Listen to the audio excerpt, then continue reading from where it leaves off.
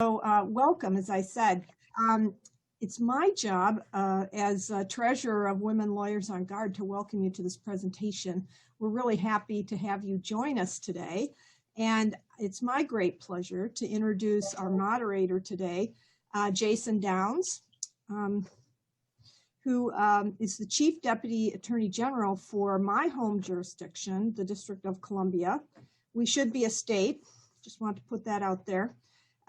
Jason, interestingly for this presentation, he's responsible for the day-to-day operations of the Attorney General's office here in the District of Columbia.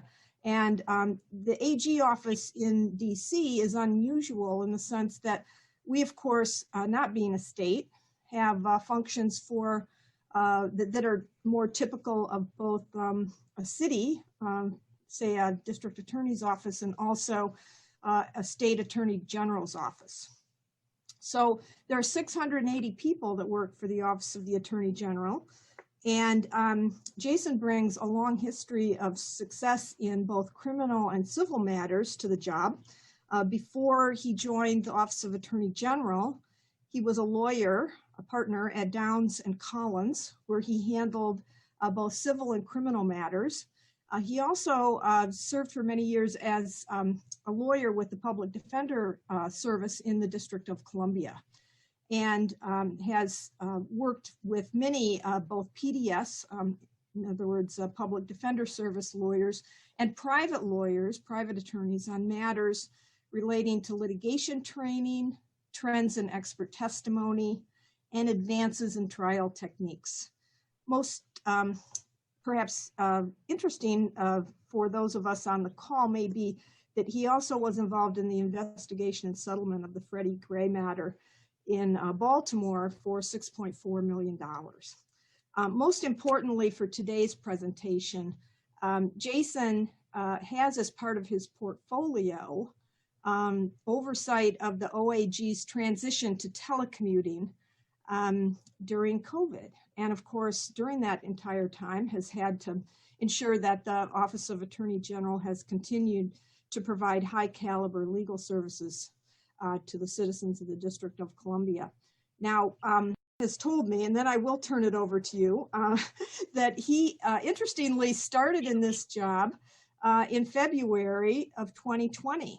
And so he's really very intimately familiar with the difficulties in making these kinds of transitions. So with that, I want to turn it over to you, Jason. Thank you, Lori, for that that kind introduction. And I'm going to ask, if you are not on mute, please mute yourself. I think that may be someone either from my office or from a different office, but please mute yourself if you're not on mute. And again, I'll say thanks, Lori, and thanks to Courtney West and OAG's own Jen Micah for putting this together and inviting me to moderate such an important panel. As Lori noted, I'm the Chief Deputy here at the Office of the Attorney General in DC. More importantly, I'm the father of two daughters. My oldest is 4, my youngest is 2. Neither of them have any respect for the fact that I'm on a Zoom call right now, so they may jump in at any given moment. So I will apologize in advance. And like many of you, many of us, I can relate as to how difficult it has been over the last 10 months or so to juggle work and parenting, all the while spending virtually all day, every day, under the same roof as your entire family. And quite candidly, many of us, myself included, I'm struggling to balance all of it. So when I got invited to join this conversation, I jumped at the opportunity because frankly, I've got a lot of questions and I've got a lot to learn. It's not lost on me though, that as challenging as my own experience has been throughout the pandemic, it pales in comparison to so many working mothers across the country. All too many women have been forced to choose between keeping their jobs or caring for their kids. And this is not anecdotal. The data tells the story. According to the Labor Department, there were 2.2 million fewer women working or looking for work last month than there were in January of this year. Compare that to men, that number is 1.5 million. And the number of women that dropped out of the workforce skyrocketed in September of this year. right around when school started. And that's not a coincidence. Take it from the data. The data tells us that approximately 1/3 of unemployed women aged 25 to 44 say that childcare during the pandemic made it simply unsustainable to keep a job. And this status quo where we are right now, this is unsustainable. I mean, we will not be able to recover as a country if these trends continue. We need to talk about them, discuss them, and frankly, address them head on before this regression causes irreversible damage to the movement for real parity in the home and in the workplace between men and women. And at OAG, we're working to try to find solutions to this problem. As you may be aware, Congress expanded the family and medical leave during the pandemic, and that expansion provided workers approximately 480 hours for childcare through December 31st. Employees, in other words, would get 2/3 of their regular pay for that time. But obviously, the pandemic is not going to end on December 31st. And so we at OAG, we're looking to establish our own policy for 2021 because what we've learned, not only is obviously the pandemic isn't ending, but our own internal data shows that only approximately 8% of our employees actually took advantage of this expanded leave that Congress made available.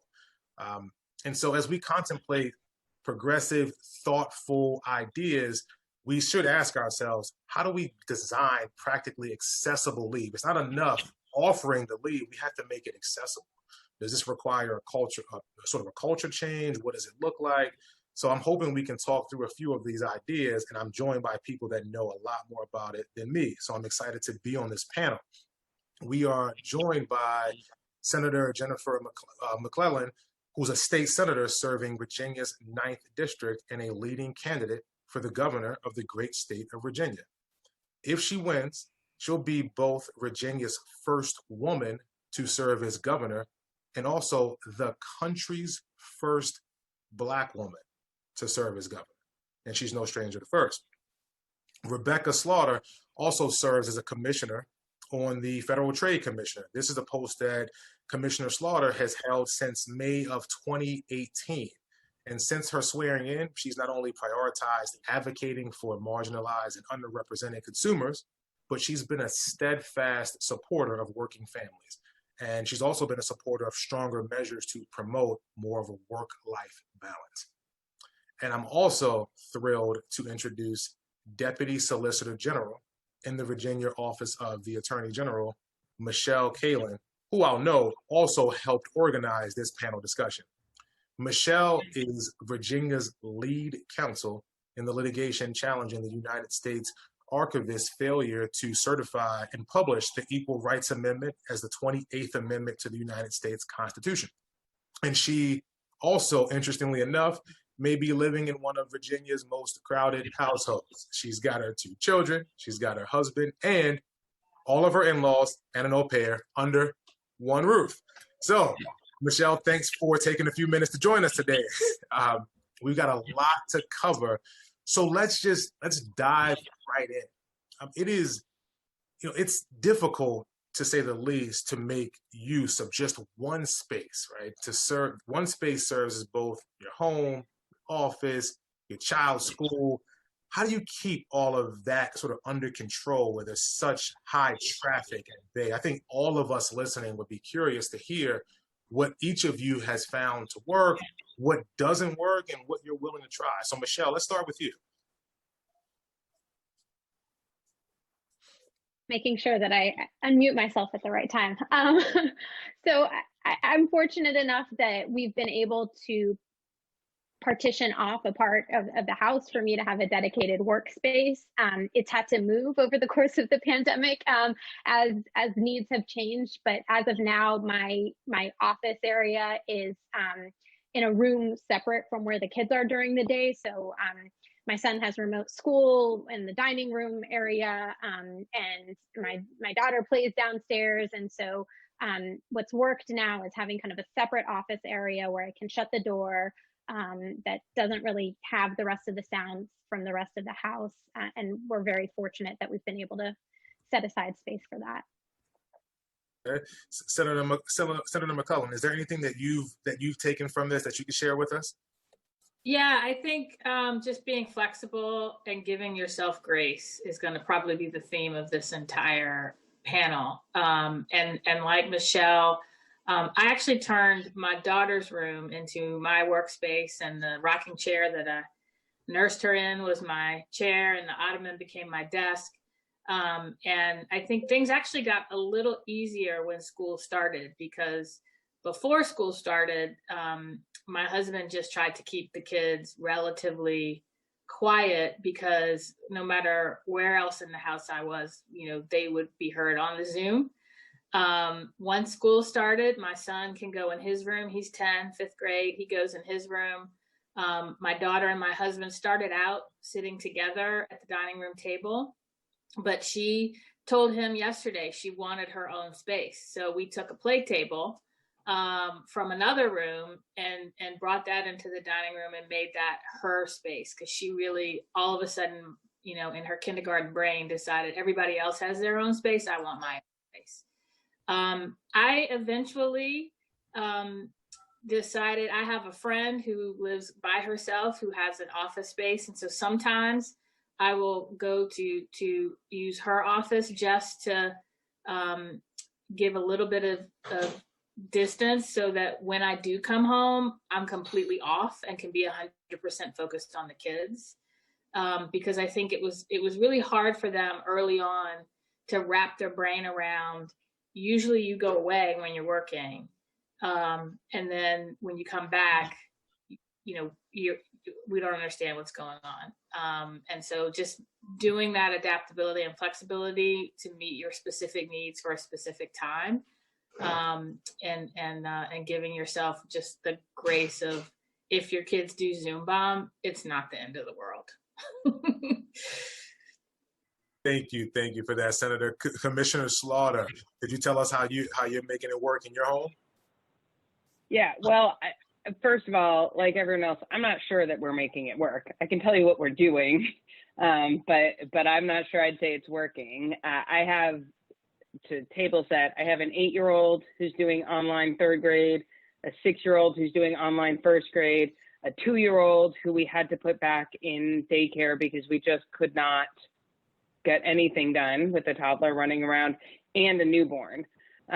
So we have so I had a pandemic baby too, which was an experience that I had not planned for.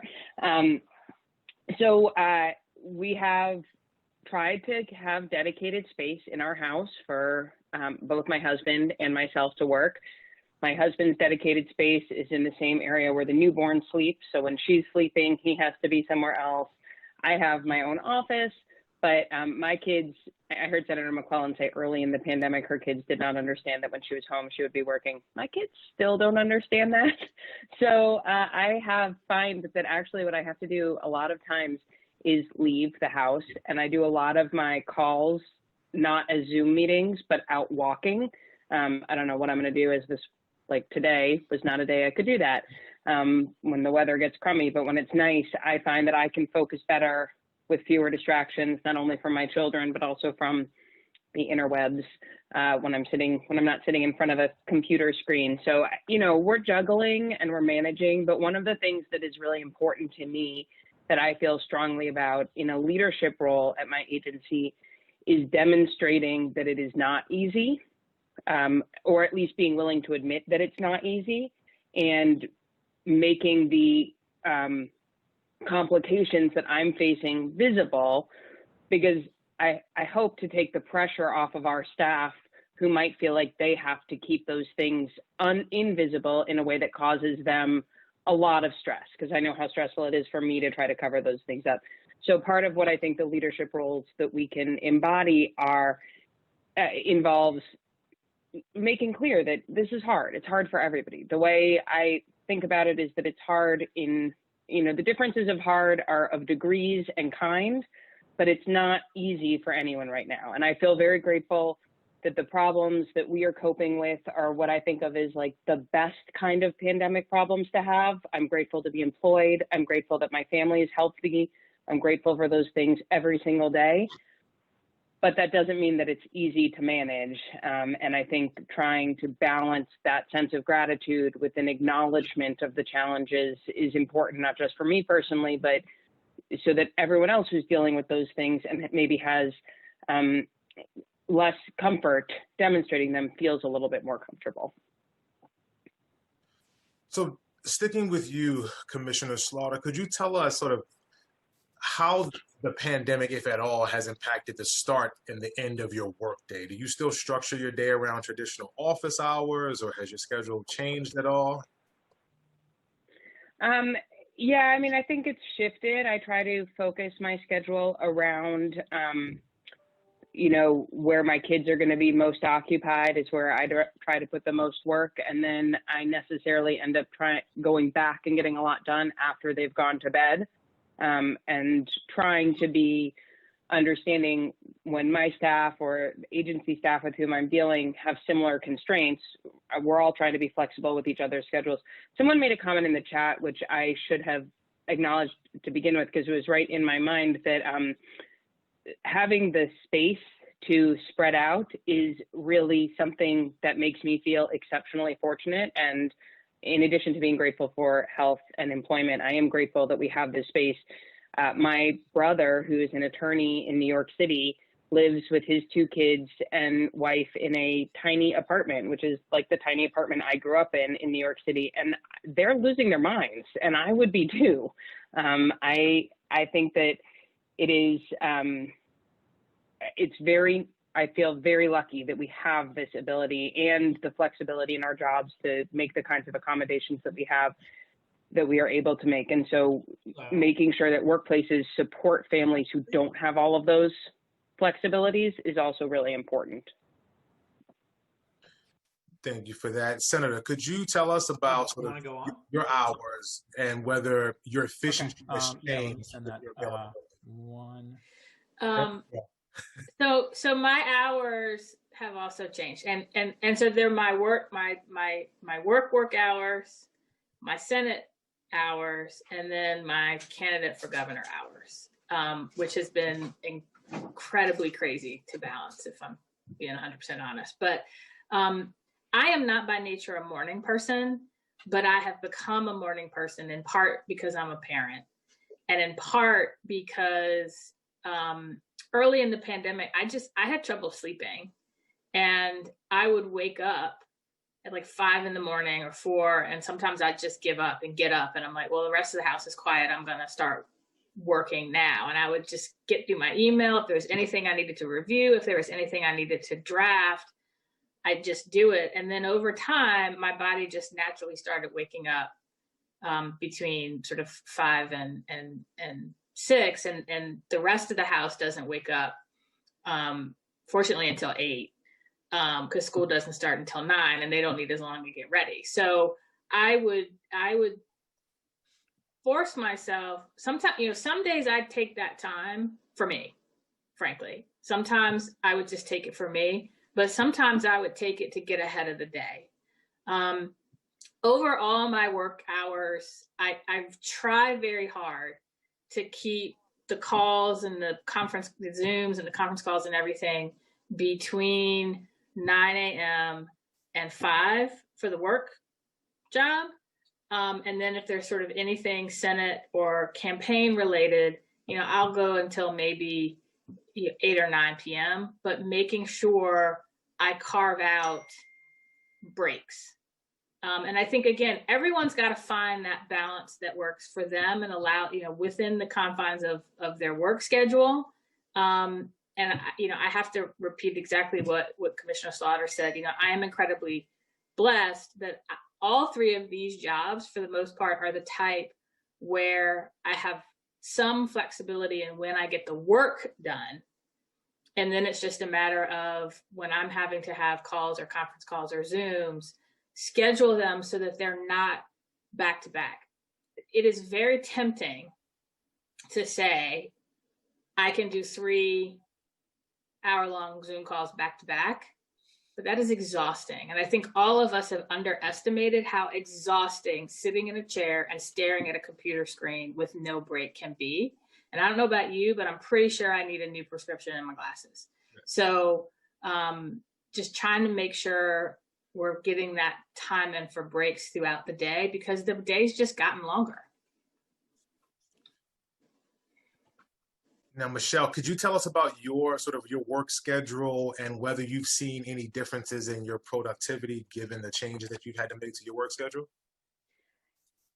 Certainly. I think that one of the things that has been most challenging is, work has been fascinating and busy and really interesting during this time, but in a way that pairing that with what's going on at home has become, emotionally and just mentally so exhausting. And to piggyback off what Senator McClellan said, the idea of sitting and talking to a screen all day doesn't seem like it should. I wouldn't have expected previously that it would make me so emotionally drained and mentally drained, but it does. And so I think that figuring out a new form of productivity has been really important.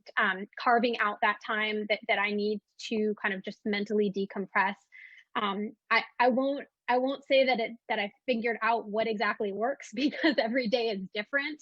But I think one of the most difficult and exhausting things has been trying to be productive when I'm focusing on work, which is no longer during the regular work hours, and then be present with my kids and carve out that time.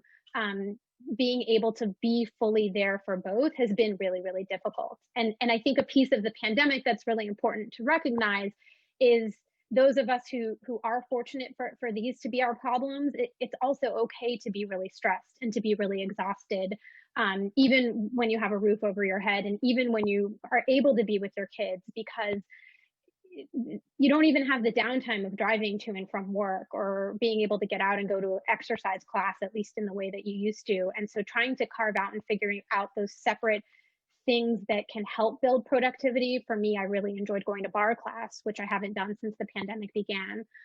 So that's really been a struggle.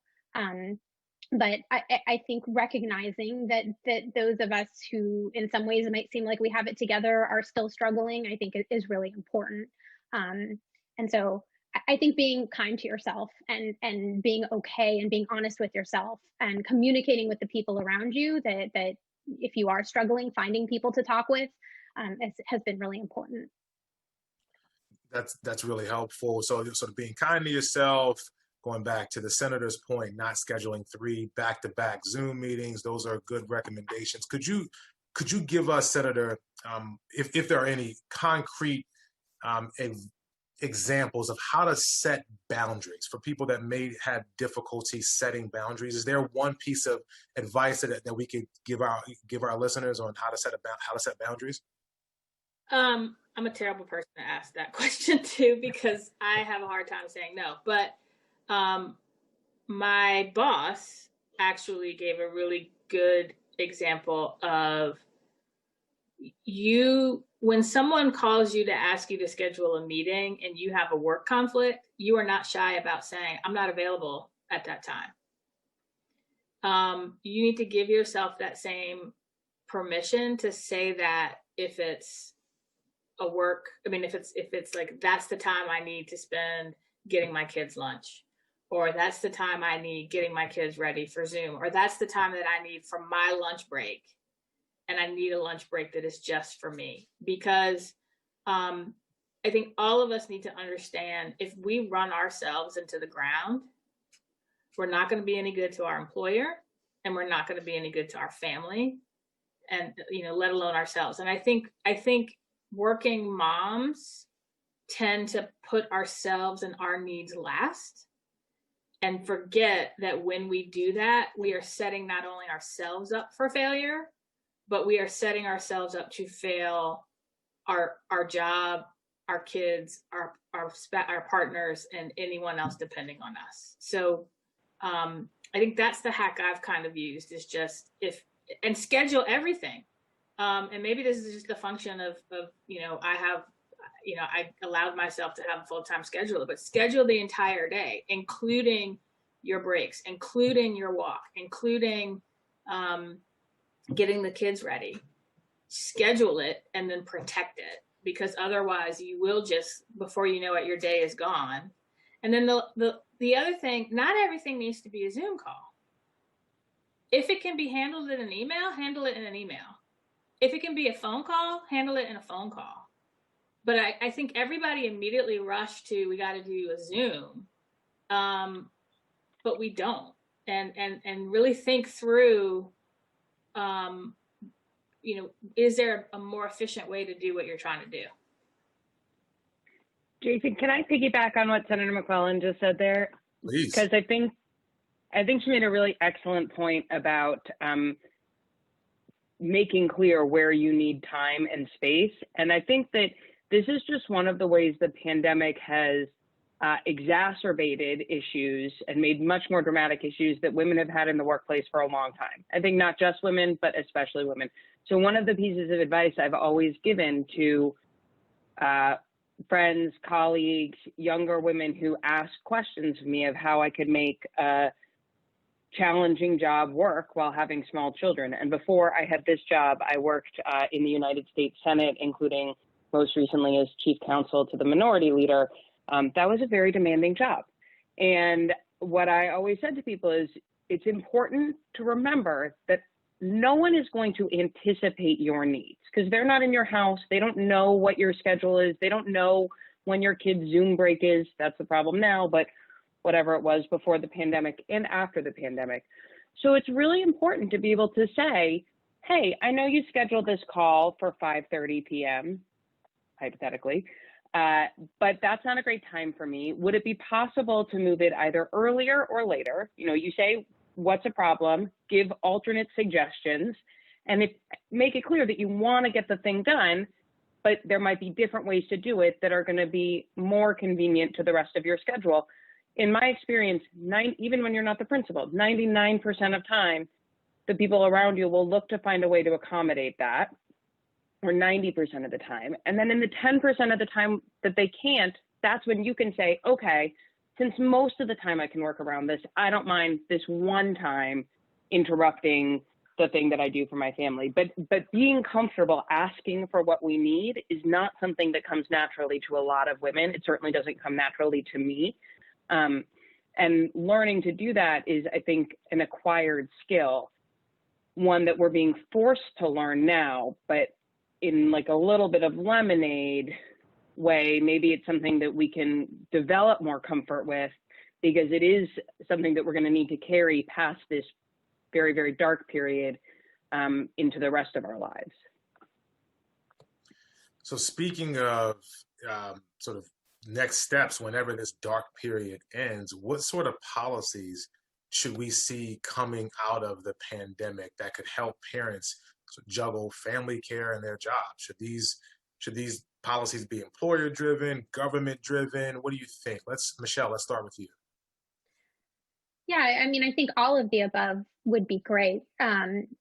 Obviously, there are challenges that come about with trying to have things be government driven or on a nationwide scope. But to the extent employers have any sort of say in these matters, taking that into account, I mean, I think both moms and dads are experiencing right now what it's like to kind of struggle balancing everything. And so I think taking those into account when setting policies, leave policies, not just necessarily if there's physical illness, but mental illness, or just need to have for a family to adjust to new circumstances, being attuned to that.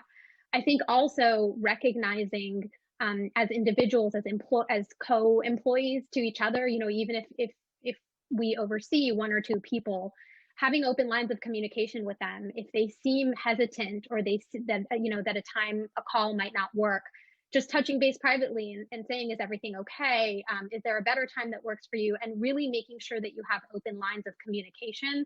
It's something that's important anytime, but imperative during the pandemic.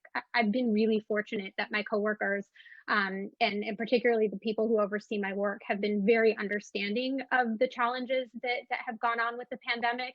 And I think, on the note of lemonade, taking that, moving that forward, and trying to implement that on a broader scale would be really valuable. Senator, any thoughts on policies that should emerge from the pandemic? Yeah, I think we already knew before the pandemic that there was a desperate need for paid family medical leave. And this has only heightened that, and or sick leave policies. And I think because you have so many people in the sandwich generation who already were trying to balance providing care and work, this has only made that much more critical. We have got to stabilize our childcare system. It is on the verge of collapse. It will collapse without significant funding and a restructure on how it is funded. And we have got to think of childcare as a public benefit, or as a part of the compensation that employers are going to give. And some already do that through sort of the childcare savings accounts or reimbursement accounts. But one of my biggest frustrations as people were talking about how do we reopen the economy and how do we reopen the workplace, and yet they weren't thinking about what are we going to do about childcare, and you cannot do one without the other. And we have to think of childcare as more than just babysitting, because childcare is and should be a part of our education system, because child brain development and education begins at birth. And so weaving that into our childcare system is going to be equally critical. And so I think those are the two most important things that we as policymakers can do. But there are many more, but those are the most important. So, Commissioner, there's a question in the chat that says, how do you justify needing me time when you don't have kids or even pets or plants to take care of? So could you talk to us about that question in addition to any thoughts that you may have on policies that should emerge from the pandemic? Yeah, I think so. First of all, I agree with everything everyone else has said. Our country has truly abysmal support for, I would say, all working people, but especially working parents and working families.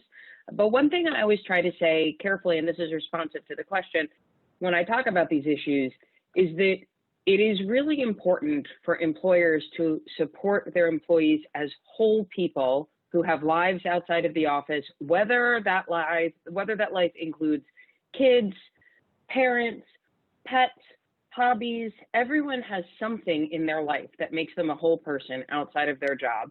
Everyone needs time for themselves and to attend to those other things. You are going to do better work if you work for a job that supports your ability to be a whole person. You're going to be a happier person. You're going to be a better employee. So I want to be very clear. The support for childcare, for family leave is really, really critical. But that is not mutually exclusive with understanding that people who don't have those specific needs will also be dealing with things in their lives outside of the office that we need to give them time and space for, and that they need to give themselves time and space for. And so all of us have to work hard to identify what our individual needs are and figure out how to balance those with our job responsibilities. And many of us have very significant job responsibilities, but I do my job better when I am taking time to exercise or make sure that I am sleeping, and occasionally talking. The advice my mother gave me when my first kid was born was to make sure that I spent time every single day with someone other than my husband who doesn't drool. So that is the thing that I remind myself all the time, that I am a better person if I'm talking to people other than my beloved husband who don't drool. And so I think that doing that is just something that you have to develop the confidence that you deserve and are entitled to, and then find a way to do it that balances with the responsibilities that you have in your job and the rest of your life. So I'm going to ask a selfish question and hope for some feedback, and that is, as you know, as husbands, as fathers, partners, colleagues, friends, people that don't drool all the time, how can men be stronger allies for women during this time? Michelle, let's start with you. So I want to start out by saying that I'm really thankful that my husband has been a phenomenal ally throughout all of this. He's struggled with a lot of the balance. He actually works 3 hours away from us, so he is gone part of the time as an apartment up in Baltimore and works from there. And misses us when he's gone. He works in healthcare. And when he's here, he goes out of his way to not just meet needs. He cooks, he does bedtime with our son, but he also has been going out of his way to wake up with the baby at night and, notice when I'm tired and not wait for me to say I'm tired, which I'm not that great at saying it. And so he recognizes it and predicts needs in that way. And so I think doing that, I think some of what was mentioned earlier, the idea of people speaking up and saying when they need help, but also recognizing that that's not always comfortable for people to do, and so trying to predict those needs for those around. And I think partners for each other making an effort to do that is extremely important. Or even just saying, are you tired? Go take a break. I've got things, for the next hour. Just give yourself some time. I think just it can't hurt. Worst comes to worst, your spouse isn't tired, but you're helping out anyways. So that's something that I've been really grateful for, and I think all of us can use someone doing that for us. Sounds like an incredible partner. Senator, how can we be more how can we be better partners in this struggle? I think for men, both with their partners, but also men who are employers, men who are friends, men who are leaders, recognize the stereotype that the mother is the caregiver and the father is the breadwinner, and stop thinking that way. Number one. I remember someone asked me once when, oh, is Dave is my husband, is Dave babysitting? I'm like, no, he's parenting. So just check your own bias to make sure you are looking at parents co-equally as partners. And then help spread the burden, because too often it just naturally defaults to the mother, and that is not fair. It's not practical, and it just needs to stop. And it's everything. Again, you need to find that balance in your house. Who can do what when? But the first step to it is talking about it and figuring out, based on your own work schedules and your own needs, what is the right co-parenting schedule for you, and then stick to it. And I think those are the best things that you can do. And I also just need to, especially if this is being recorded or live broadcast, shout out to my husband, who has really just taken on the brunt himself of just keeping the house in order and keeping all of us fed and keeping the kids from killing each other. And I think a lot of people were surprised that fell to him. They assumed it was going to fall to me. But he just stepped up and said, no, this is my role as your partner, given where we are in our professional lives and what each of us need on a day-to-day basis. Commissioner, any thoughts there? Yeah, I think in addition to everything everyone else has said, one important thing men can do is in their own professional lives, make clear when they need to take time for family. One of the big challenges that we have is if taking time away from work or adjusting your schedule to deal with childcare issues is something only women do, it will continue to be seen as a women's issue. So I think men both stepping up and doing more of that, but also being public about it and clear about it and making clear that this isn't just a woman's burden is a really valuable way men can model leadership in their workplaces and help break down some of those stereotypes that Senator McClellan was talking about. I think that visibility is really important. It's also, I said that I try to talk about whole families or whole person life, not just parents, but I also try to talk about parents and not just mothers, because when we talk about maternity leave and only women are taking maternity leave, we continue to perpetuate these disparities in the workforce and in professional development. So I think that's one thing. I think the other suggestions we've heard about being clear within your household about responsibilities and breaking them down has been really helpful for us. Another, silver lining, I guess, in the pandemic, at least in my household, is it's really forced us into some of those conversations and into some of that delegation of work that we were sort of skating by not doing earlier. And now my husband is an incredible parent and an incredible partner, and he really has had to step up because in addition to my job, having a newborn has really taken me out of some of the care of our other 3 children. And so he's really stepped up, and I think our 2-year-old would be the first to tell you he is her primary parent these days, and she's very happy with it that way. And I think that's great. He's been terrific about those things, and with our big kids too. So we talk about who's the president in our household of different tasks. So like I'm definitely the president of cooking, but my husband is 100% the president of the dogs, the trash, like various other things. And so since he's the president, I'm just not going to worry about it. They're going to happen because he's the president of them. And then there are the things that I'm the president of. And so when we divide tasks that way, it makes it a little bit easier. So things aren't just waiting for someone to do it, because if things are waiting for someone to do it, in many households, including mine, that often ends up being me doing it. And so being a little bit more clear about those divisions of labor has been helpful for us. But I think the visibility point is the most important one. And I wanted to jump in quickly on that point, because I think recognizing what some of us can do and some of us can't do is important too. And so I think those of us who have babies, one benefit of, those of us who have babies and have chosen to and are lucky enough to be able to nurse, I haven't had to use my pump in quite some time, which has been wonderful. But that also means that I'm nursing my baby throughout the workday.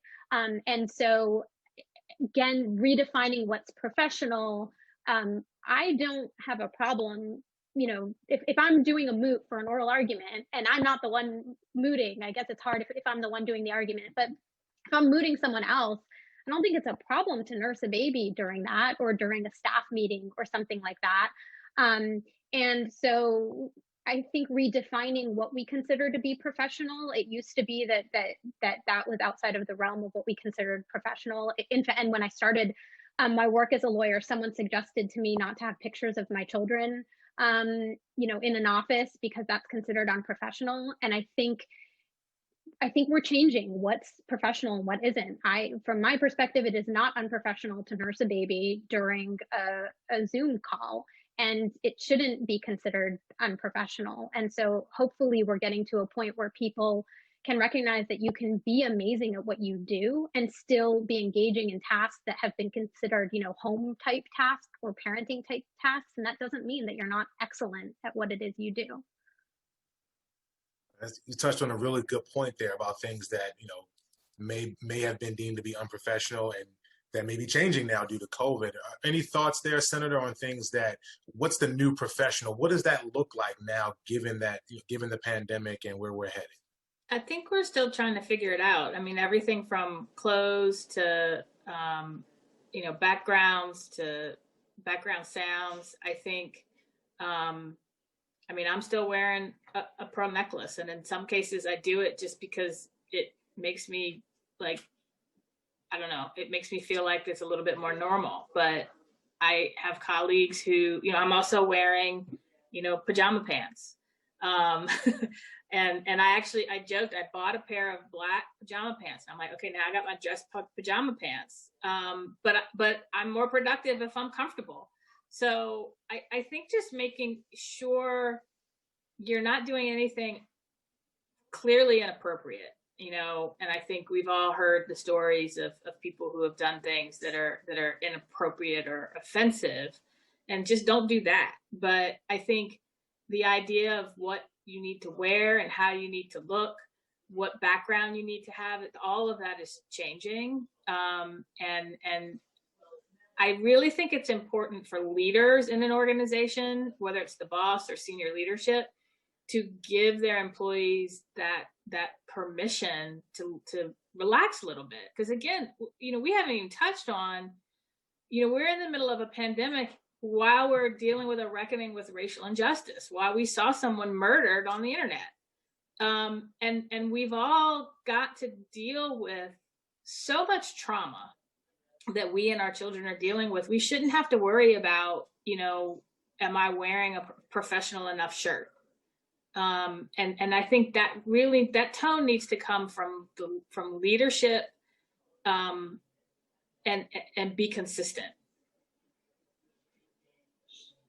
So, Commissioner, how do we deal with, the stress and anxiety that comes with, like what the senator just said? We saw someone get murdered on the internet. We've got the pandemic. Lots of anxiety comes with that. Can you give us any tips to deal with what I'm going to call COVID fatigue and just the general fatigue of the situation that we're in? Yeah, I will. I want to first, not to belabor the point, but I think Senator McClellan, Michelle pointed to some really important things, and I want to be a little bit more blunt about it, which is that I think a lot of standards of professionalism are actually really sexist and really also kind of racist. And I think women and people of color tend to be counseled to be professional more often so that they can be taken seriously, and are worried about being professional because they want to be taken seriously because we operate in a sexist and racist society. So those are very complicated concepts to grapple with. And for me, the most important standard of professionalism is not what I'm wearing or where my children are or who can see the guest bedroom. But I think it is, am I paying attention to my work? Am I giving it my intellectual best and the attention that it deserves? And am I treating my colleagues with respect? Those are the standards of professionalism that I care about. And the rest of it, my view is everybody can just deal. And I think that is and just like Senator McCollum said, that leaders need to be flexible with their employees. I think we also need to set the standard that, if people want to, and I get it a lot in my job, if people want to be disrespectful to me because of my gender or my age or my children, that's okay. They can do that, but it's not going to change how I do my job. I mean, it's not okay, but they can do it, and it's not going to change how I do my job.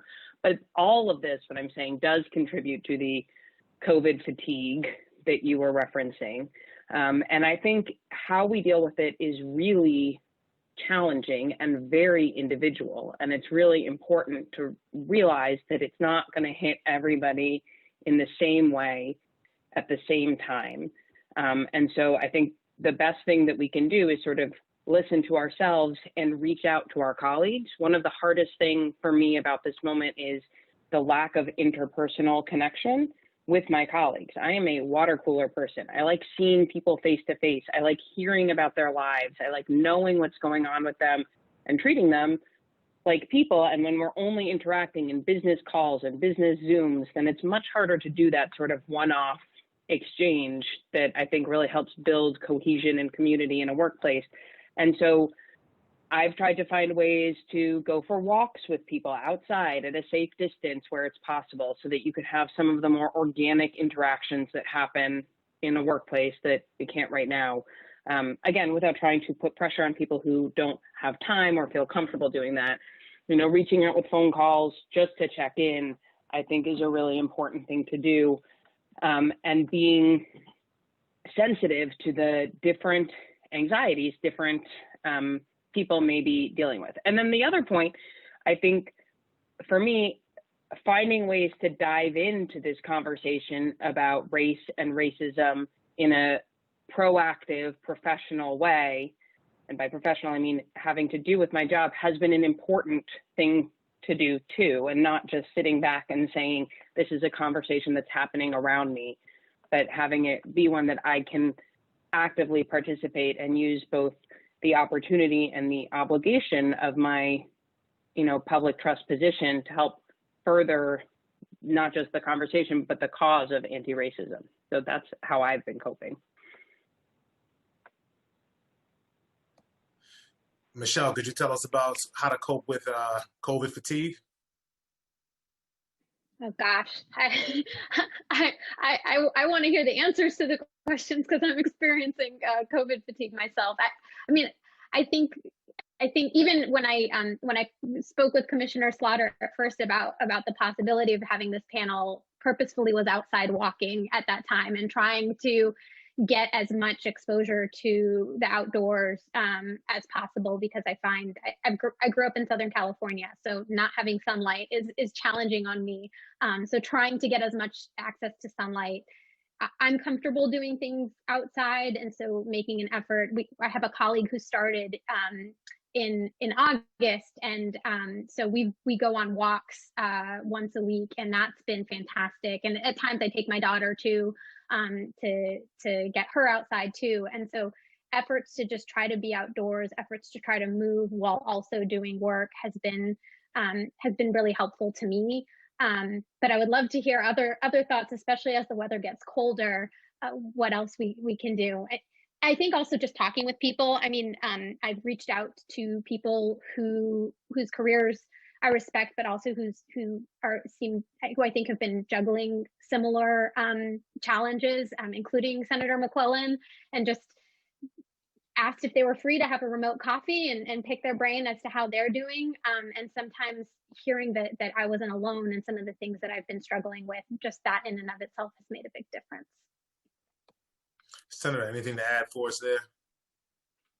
Yeah, I'll kind of pick up where she ended off, recognizing, hopefully everybody's taking this opportunity to be super self-reflective. And I am enough of a extrovert that I know I just need to interact with my friends. And so I have a group of ladies who we used to do once a month ladies night dinner, and we turned it into a every Friday evening Zoom, where that is our time to just get away from work, get away from kids, get away from spouse, nobody drools, and talk about the week and how it impacted us in a very safe space. But I'm actually borderline, so I'm enough of an introvert to know that sometimes I just need silence. I just need to go in a room and shut the door and turn the computer off and listen to music or watch my favorite TV show, and that's okay too. So just really take this time to understand your personality and your needs and what feeds your soul, and give yourself the time to feed your soul. And then finally, the advice I follow, my daughter did a video very early on because she thinks she's going to be a YouTube star, that just said, COVID has been really hard to us, but get some joy in there. And so that has become sort of our new family mantra, is just get some joy in there.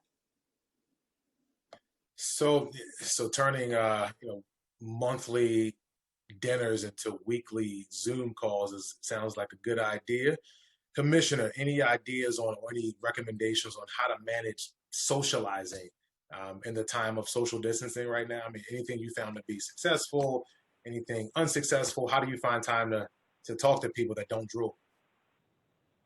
Well, I think the suggestion of setting up a standing date with important people is a great one. Our law school friend, my husband and I went to law school together, and a group of our friends from law school who had not gotten together all that regularly since then just set up this weekly Tuesday night call. And sometimes I call into it, sometimes he calls into it. But just knowing that it's there is a really nice way to check in with people. I wish I was better at doing that more. But I tend to err on the side of trying to do things outside as much as possible. I've also found that I can't make plans right now more than like 5 minutes in advance, and to understand that a lot of people are in that position. So I've gotten a lot more comfortable just calling someone up last minute and saying, I don't know if you have any plans today, but I'm going to take my kids to a playground. Are you interested in going? Masks on, and we can sit on a bench and maybe catch up a little bit. If today doesn't work, no problem. I think just getting comfortable that trying to do things last minute and more spontaneously, because it's not like anybody's going to be traveling, or they're not going to be out of town. So I think people are more available for those things than we would have said. I do also want to respond to one other thing that went into the chat about people who don't have kids suffering from the isolation, because I think this is relevant to what we were saying about how even if you're trying to escape from your kids, how do you deal with it? Human contact is important for all humans. And that is true, you know, whether you have kids in your house, you don't have kids in your house. And I think I've tried to be very sensitive on my team. I have people who have small kids. I have people who don't have kids. I have people who live alone. I have people who are dealing with roommates.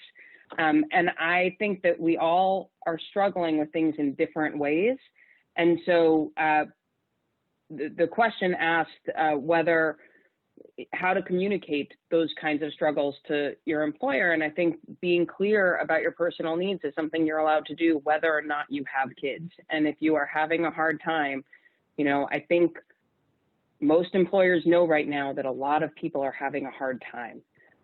And hopefully they are in a place to hear that, whether the hard time is because of childcare responsibilities or like the weight of the world or whatever else is going on. So at least I try to model openness to hearing that from lots of different people. And I hope that lots of employers are doing the same thing. But I think it is a real concern and one that we can't forget in this broader conversation about how to balance these issues.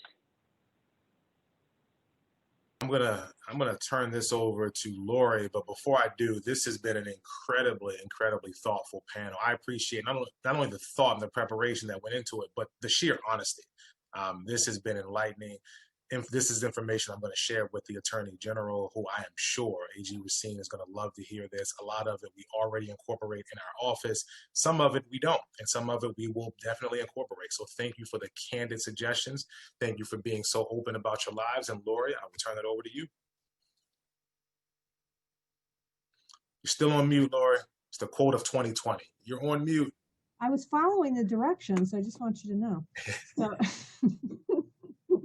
anyway, I just wanted to thank you all. This has been such a terrific gift, I would say, to everybody who participated, and we have recorded it, and Women Lawyers on Guard looks forward to posting it.